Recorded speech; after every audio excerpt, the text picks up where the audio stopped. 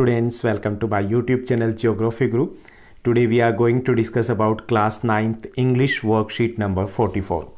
Today's worksheet is also going to be quite easy and very interesting one. आज की हमारी worksheet काफ़ी आसान तो है ही, साथ ही साथ बहुत इंटरेस्टिंग भी है.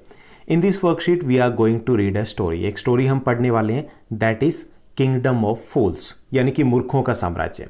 And this story is based on the Kannada folk tale. एक कन्नड़ लोक कथा है, उस पर बेस्ड है ये story. And in this story we will find out that why that kingdom was known as the kingdom of fools, कि उसे मूर्खों का साम्राज्य क्यों कहा गया. तो हम फाइंड आउट करेंगे स्टोरी में. After that we will discuss the question answer. Let's begin. चलिए शुरुआत करते हैं.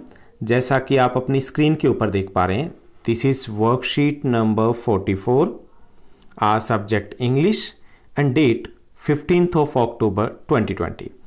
Dear student, let's read the summary of the story Kingdom of Fools. तो चलिए हम पता लगाते हैं कि ये Kingdom of Fools क्या था और क्यों इसको Kingdom of Fool कहा गया है.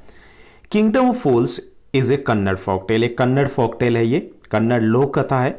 The king in this story wanted to introduce novelty in his administration. जो king थे वो कुछ नया करना चाहते थे. एंड फॉर दैट पर्पज, कि कुछ नया करने के चक्कर में क्या किया उन्होंने, he ordered all the people to sleep by day and work by night. उन्होंने ऑर्डर दिया सभी लोगों को कि दिन में हमें सोना है और रात को काम करना है. He also introduced a market where all the things were sold at very cheap rate. साथ ही साथ उन्होंने एक मार्केट को इंट्रोड्यूस किया और उस मार्केट में सब कुछ बेहद सस्ता मिलता था. The price for any object was just $1. और प्राइस जो था किसी भी ऑब्जेक्ट का वो एक $2, जो कि वहाँ की उस वक्त की करेंसी रही होगी कर्नाटका की, कन्नड़ एरिया की, तो वो था.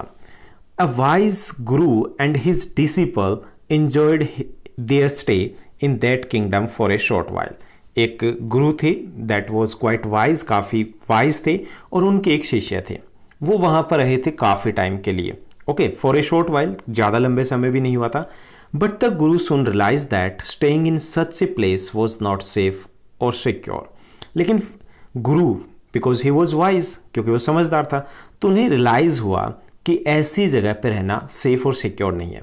Because the king and the ministers were making foolish decision to run the kingdom. क्योंकि किंग और मिनिस्टर्स कुछ foolish यानी कि मूर्ख तरीके के अजीब से डिसीजन वो ले रहे थे.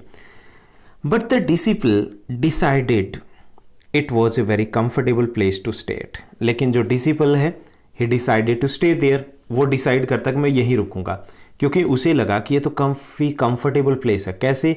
Because he stayed and enjoyed everything at for a $2.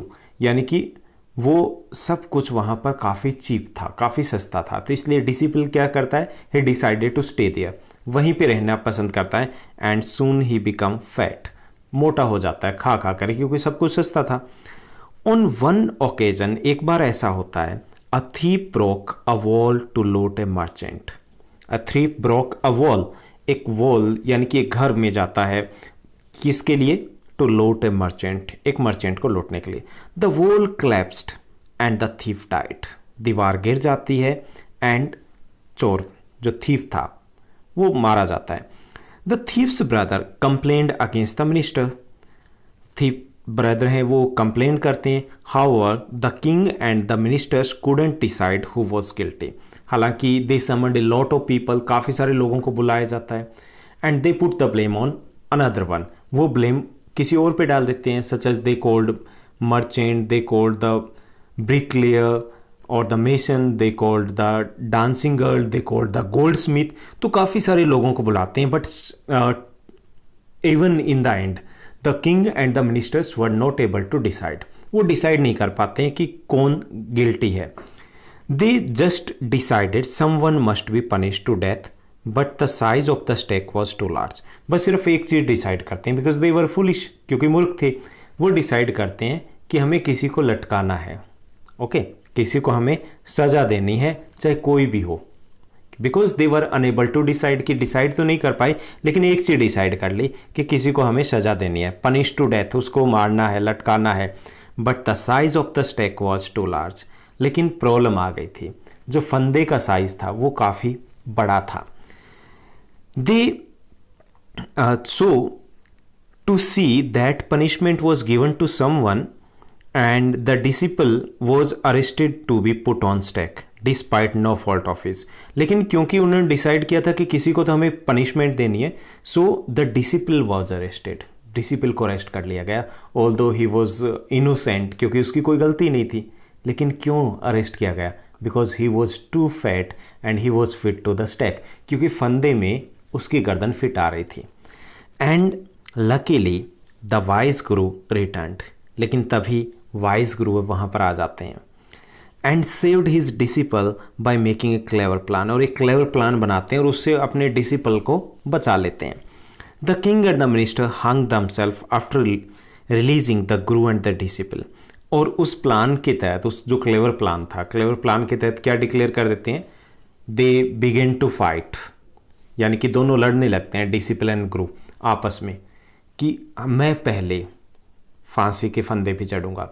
अब king and the ministers were foolish, क्योंकि वो तो मूर्ख ही थे, तो उन्होंने पूछा कि ऐसा क्यों हो रहा है. So the wise guru told him that who is going to die tonight, कि जो इस रात मरने वाला है, फर्स्ट डाई टू नाइट, कि जो पहले मरेगा यहाँ पर फंदे पे लटक के, he is going to born as a king after the death, यानी कि वो जन्म के बाद दोबारा जब जन्म लेगा, रीबर्थ लेगा होगा उसका, तो वो किंग ही बनेगा.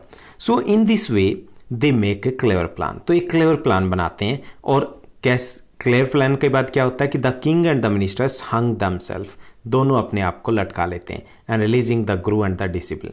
The people crowned the guru and the disciple as the new king and the ministers. और लोग they were too happy because finally they get rid of that foolish minister and the king से पीछा छूट जाता है. So they crowned guru and the disciple as the new king and the minister, उनको बना देते हैं. तो ये थी एक छोटी सी स्टोरी जिसके हमने समराइज किया, इसको समरी को समझा, the kingdom of fools. Now let's move to the question answers. First question is there, what new schemes did the idiot king introduced in his state. लेकिन हम इन क्वेश्चन आंसर से पहले हम जो MCQs दिए गए हैं उनको डिस्कस कर लेते हैं. After that we will discuss the question answers. First one is there, who was hanged by the executioner at night, यानी कि किसको लटकाया जाता है उस रात. तो आंसर रहेगा king and the minister. Fourth one, B, how many people were considered to be punished. तो टोटल 4 पीपल थे जिनको कंसिडर किया गया था. उनमें merchant, dancer girl and mason, goldsmith, उनको कंसिडर किया गया था.